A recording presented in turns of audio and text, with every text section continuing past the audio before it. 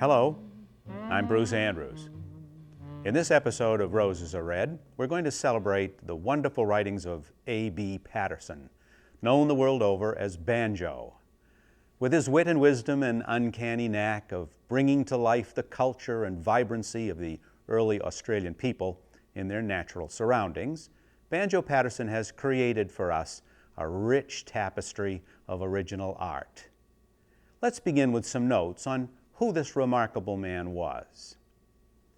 Born Andrew Barton Patterson in 1841 in New South Wales, he was the oldest of 7 children, 2 boys and 5 girls. Sent away to school in Sydney when he was 10 years old, he became a solicitor.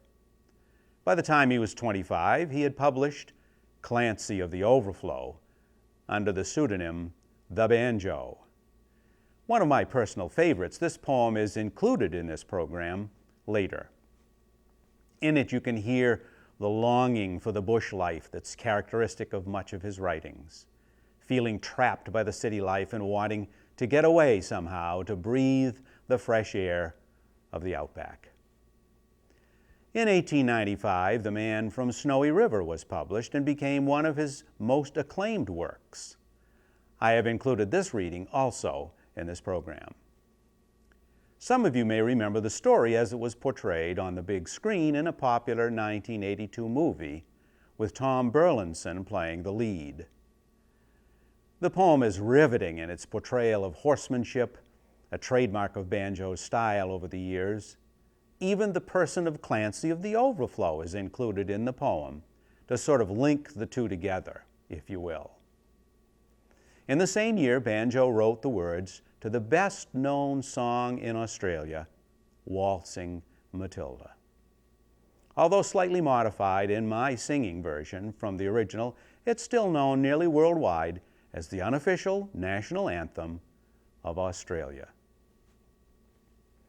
Married in 1903, he hunted crocodiles and buffalo in the Northern Territory, went pearling with Japanese divers in Broome, was a journalist in the Boer War and the Boxer Rebellion, and in World War I, an ambulance driver and then an officer in the Australian Cavalry in the Middle East. After the war, he and his wife returned to Sydney, where he was a journalist and a writer. In 1939, Banjo Patterson was made CBE, Commander British Empire, or an honorary knight. 2 years later, just 2 weeks shy of his 100th birthday, he died, leaving behind a most wonderful collection of writings, filled with strong and unforgettable characters and life under the skies of the Southern Hemisphere.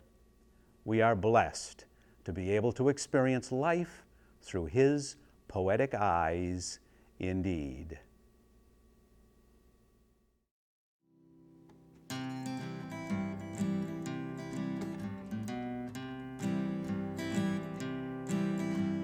Once a jolly swagman camped by a billabong under the shade of a coolabah tree, and he sang as he watched and waited till his billy boiled. You'll come a waltzing Matilda with me.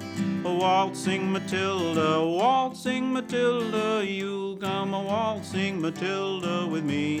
And he sang as he watched and waited till his billy boiled. You'll come a waltzing Matilda with me. Down came a jumbuck to drink at the billabong. Up jumped the swagman and grabbed him with glee. And he sang as he shoved that jumbuck in his tucker bag. You'll come a waltzing Matilda with me. A waltzing Matilda, you'll come a waltzing Matilda with me. And he sang as he shoved that jumbuck in his tucker bag. You'll come a waltzing Matilda with me. Up rode the squatter, mounted on his thoroughbred. Down came the troopers, 1, 2, 3. Who's that jolly jumbuck you've got in your tucker bag? You'll come a waltzing Matilda with me. Waltzing Matilda, you'll come a waltzing Matilda with me. Who's that jolly jumbuck you got in your tucker bag? You'll come a waltzing Matilda with me. Up jumped the swagman, sprang into the billabong. You'll never catch me alive, said he, and his ghost may be heard as you pass by that billabong. You'll come a waltzing Matilda with me. A waltzing Matilda, you'll come a waltzing Matilda with me, and his ghost may be heard as you pass by that billabong. You'll come a waltzing Matilda with me. A waltzing Matilda, you'll come a waltzing Matilda with me, and his ghost may be heard as you pass by the billabong. You'll come a waltzing Matilda with me.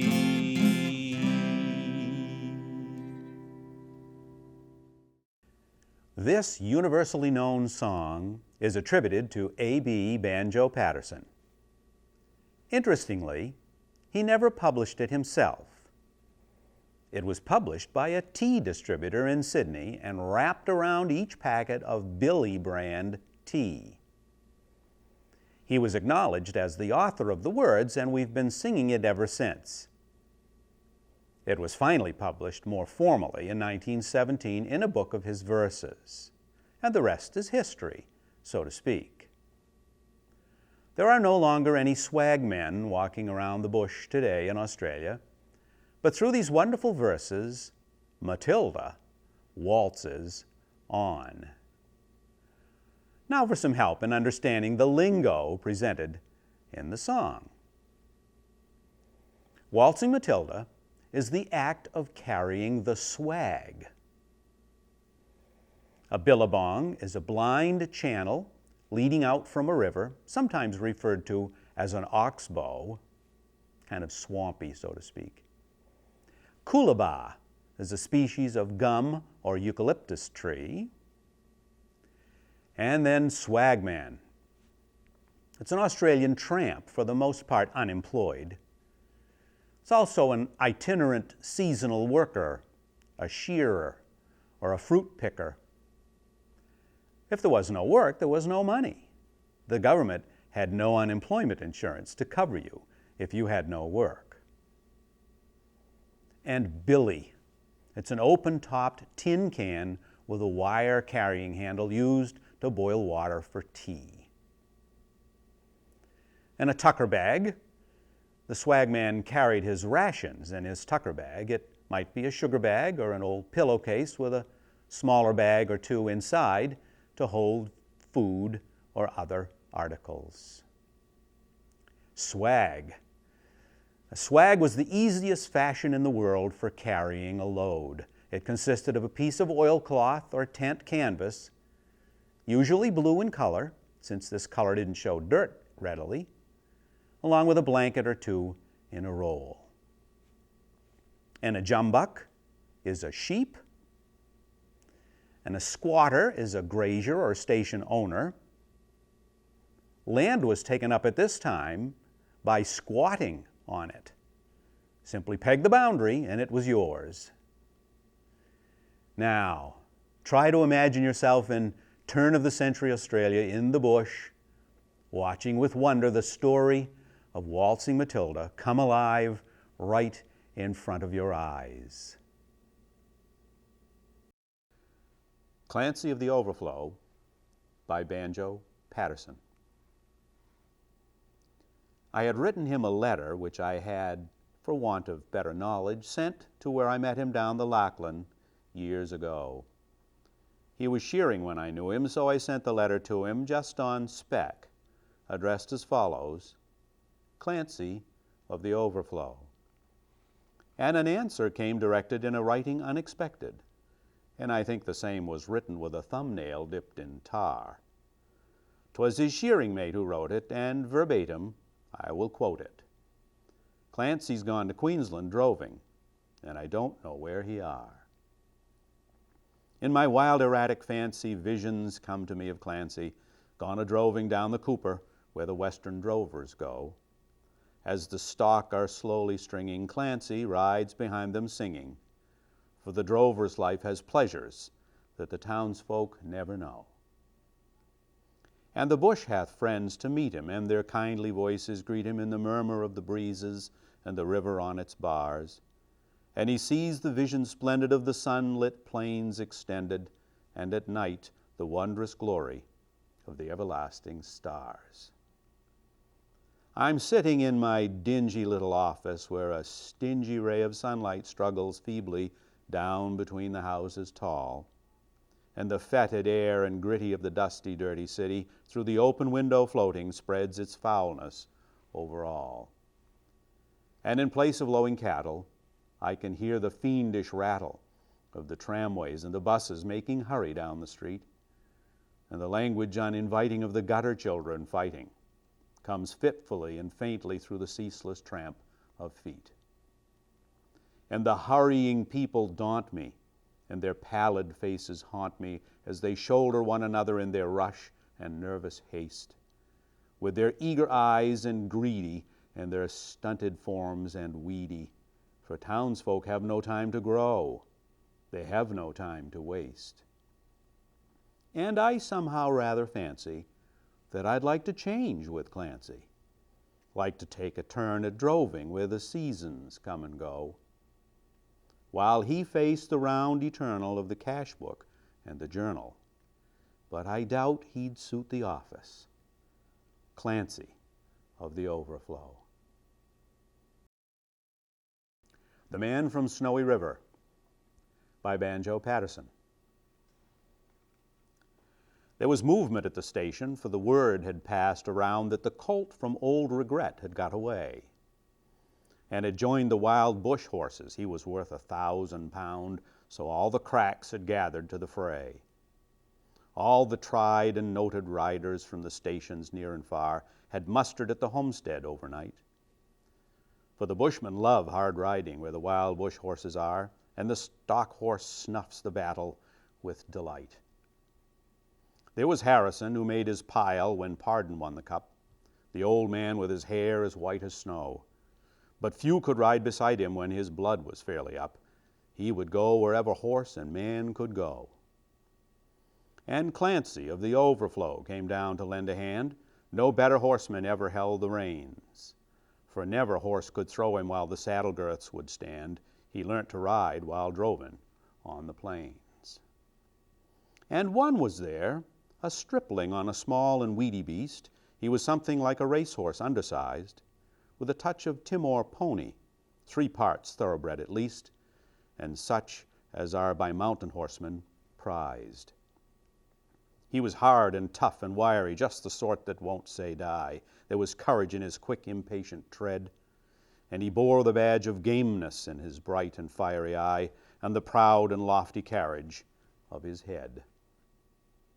But still so slight and weedy, one would doubt his power to stay. And the old man said, "That horse will never do for a long and tiring gallop. Lad, you'd better stop away. Those hills are far too rough for such as you." So he waited, sad and wistful. Only Clancy stood his friend. "I think we ought to let him come," he said. "I warrant he'll be with us when he's wanted at the end, for both his horse and he are mountain bred. He hails from Snowy River up by Kosciuszko's side, where the hills are twice as steep and twice as rough, where a horse's hoofs strike firelight from the flint stones every stride. The man that holds his own is good enough." And the Snowy River riders on the mountains make their home, where the rivers run those giant hills between. I have seen full many horsemen since I first commenced to roam, but nowhere yet such horsemen have I seen. So he went. They found the horses by the big mimosa clump. They raced away toward the mountain's brow. And the old man gave his orders. "Boys, go at them from the jump. No use to try for fancy riding now. And Clancy, you must wheel them. Try and wheel them to the right. Ride boldly, lad, and never fear the spills, for never yet was rider that could keep the mob in sight if they once gained the shelter of those hills." So Clancy rode to wield them. He was racing on the wing where the best and boldest riders take their place, and he raced his stock horse past them and made the ranges ring with a stock whip as he met them face to face. Then they halted for a moment while he swung the dreaded leash, but they saw their well-loved mountain full in view, and they charged beneath the stock whip with a sharp and sudden dash, and off into the mountain scrub they flew. Then fast the horsemen followed, where the gorges, deep and black, resounded to the thunder of their tread, and the stock whips woke the echoes, and they fiercely answered back from cliffs and crags that beetled overhead. And upward, ever upward, the wild horses held their way, where mountain ash and kurrajong grew wide. And the old man muttered fiercely, "We may bid the mob good day, no man can hold them down the other side." When they reached the mountain's summit, even Clancy took a pull. It well might make the boldest hold their breath. The wild hop scrub grew thickly, and the hidden ground was full of wombat holes, and any slip was death. But the man from Snowy River let the pony have his head, and he swung his stock whip round and gave a cheer, and he raced him down the mountain like a torrent down its bed, while the others stood and watched in very fear. He sent the flint stones flying, but the pony kept his feet. He cleared the fallen timber in his stride, and the man from Snowy River never shifted in his seat. It was grand to see that mountain horseman ride. Through the stringy barks and saplings on the rough and broken ground, down the hillside at a racing pace he went, and he never drew the bridle till he landed safe and sound at the bottom of that terrible descent. He was right among the horses as they climbed the further hill, and the watchers on the mountain, standing mute, saw him ply the stock whip fiercely. He was right among them still as he raced across the clearing in pursuit. Then they lost him for a moment where the two mountains gully meet in the ranges, but a final glimpse reveals on a dim and distant hillside the wild horses racing yet, with the man from Snowy River at their heels. And he ran them single-handed till their sides were white with foam. He followed like a bloodhound on their track till they halted, cowed and beaten. Then he turned their heads for home, and alone and unassisted brought them back. But his hardy mountain pony, he could scarcely raise a trot. He was blood from hip to shoulder from the spur. But his pluck was still undaunted, and his courage fiery hot, for never yet was mountain horse a cur.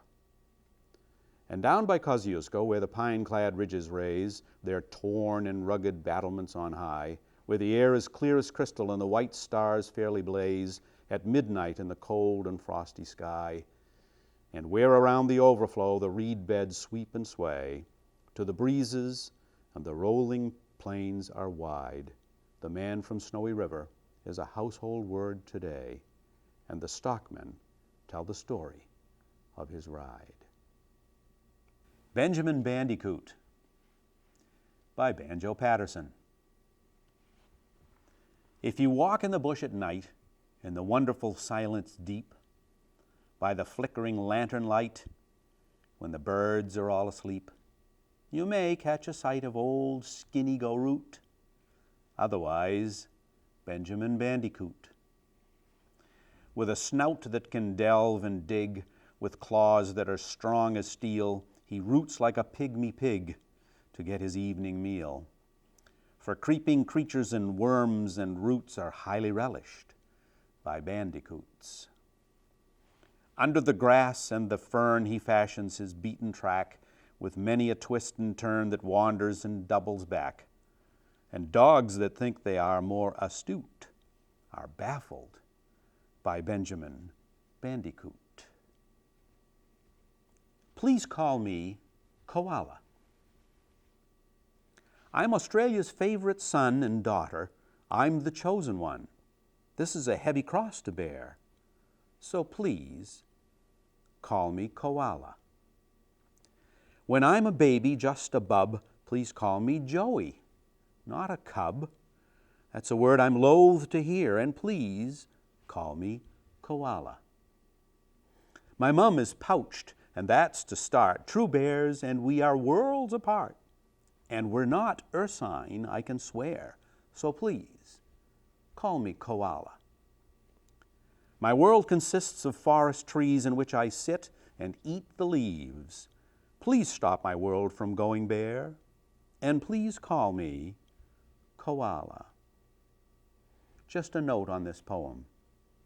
It's surprising how often we hear the word bear attached to the koala, even though it's quite well known that the koala is a marsupial and not a bear. The use of the word cub rather than joey for the young koala that rides on its mother's back helps to keep the confusion alive.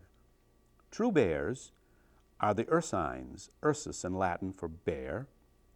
Black and brown bears and polar bears, they are members of the order Carnivore, which also includes wolves and cats and seals and other animal-eating mammals. There are no native bears in Australia. The koala's closest relative is the wombat. So don't call me Koala Bear, just call me Koala. My Australia. I have yet to meet the person who, when told of my travel to Australia, has not said with great enthusiasm, "Oh, I would love to go there myself." It's the standard response I get when I mention that my wife and I will be returning there this fall for an extended visit. It will be our 4th trip to the land down under, and we're very much looking forward to it. My sister emigrated there in the early 1970s when they offered her a job to teach high school mathematics. At the time, Australia was looking for teachers and was willing to offer jobs and free round-trip transportation in exchange for a 2-year commitment. She left and has made it her life's work and loved it. She's now an Australian citizen and is proud of her new homeland. She and her husband live in a small town just outside of Melbourne, in the southeast corner of the state of Victoria in southeast Australia. The climate is hot in the summer and cool in the winter with an occasional frost, but no snow. My wife and I will be there in late October and through November, which is their late spring, early summer. A perfect time, for sure. What is it about this remarkable island continent that makes it so appealing? Let's take a look at some of the odd things that make it unique and attractive. If you were to compare the United States to Australia, you would be amazed at its basic statistics. It's only slightly less in size than the US, but the population is less than 1/10 that of the United States, roughly 85 people per square mile here in the States compared to around 7 people per square mile in Australia. And getting there can be a real trial since it's far enough away to make it the end of the world, so to speak. It's as far away as you can go without coming back. Not only is it far away and nearly empty, comparatively speaking, we never hear anything about it, even though they are English-speaking. And another thing, did you know that China grows by more people each year than there are people in Australia? Now, how's that for unique? Australia is the 6th largest country in the world. It's a continent, a country, and an island all at once. It's also the only nation that actually got its start as a prison, although you'd be hard-pressed to find an Aussie who wants to bring this up in casual conversation. With its seasons just the opposite of ours, and its constellations upside down from ours, it has some of the most fascinating plants and animals on Earth. It should be noted that 80% of all plants and animals that exist in Australia do not exist anywhere else. It's the home of the largest living thing on Earth, the Great Barrier Reef. And it is home to more things that will kill you than anywhere else, including the funnel-web spider, the box jellyfish, the blue-ringed octopus, stonefish, and of course, the 10 most venomous snakes, all Australian. Wow! You may be familiar with the expression, getting there is half the fun. Well, my wife and I can tell you from personal experience, that's not the case at all when it's Australia that you are getting to. Indeed, it's a very long trip. It is roughly a 24-hour plane ride, and it tests your travel mettle exquisitely. It is such an ordeal that it behooves one to plan accordingly. Our plans always include a layover in Hawaii. Well, the risk in this plan is that when you arrive in Hawaii for your layover, you just might not want to leave. It's so breathtakingly beautiful in the Aloha State. I warn you that when you need to leave Hawaii to get back on the plane for the second half of your outbound passage to Australia, you may have to be dragged kicking and screaming to the departure lounge.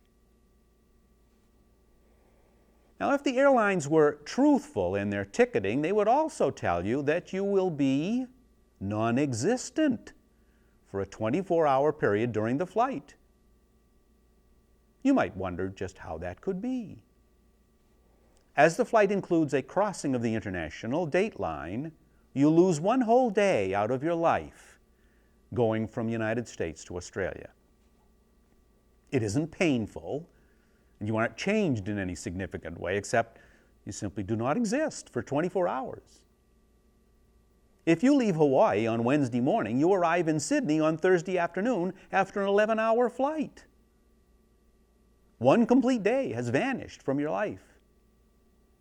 To be sure, you'll get it back when you cross back over the international date line on your return trip, but it still is a puzzle as to where those hours went. You actually arrive in Hawaii before you leave Sydney on your return, which is another really cool trick, if you ask me. It is indeed a most wonderful place to visit. The sights and the sounds are exquisitely beautiful. The flora and fauna is so unique and inviting that it sometimes appears to be magical. I can guarantee that you will never have enough time to see everything you want to see and to do all that your plans include. One trip will just not cover even the basics. And the people, oh, what wonderful people they are. The accent, the laid-back lifestyle, the ambiance, the beer, the food, the wine, the spirit, the whole darn experience is as memorable as it gets in this lifetime. Australia is an immense and a fortunate land. I can't wait to return.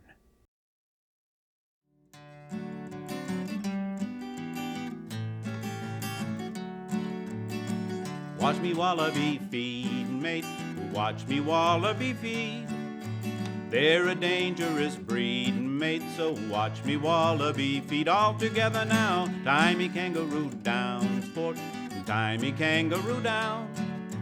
Tie me kangaroo down, sport, tie me kangaroo down. Keep me cockatoo cool, curl, keep me cockatoo cool. Don't go acting a fool, curl, just keep me cockatoo cool. All together now, tie me kangaroo down, sport, tie me kangaroo down. Tie me kangaroo down, sport, tie me kangaroo down. Take me koala back, Jack, take me koala back. He lives somewhere out on the track, Mac, so take me koala back. All together now, tie me kangaroo down, sport, tie me kangaroo down. Tie me kangaroo down, sport, tie me kangaroo down. Mind me platypus duck bill, mind me platypus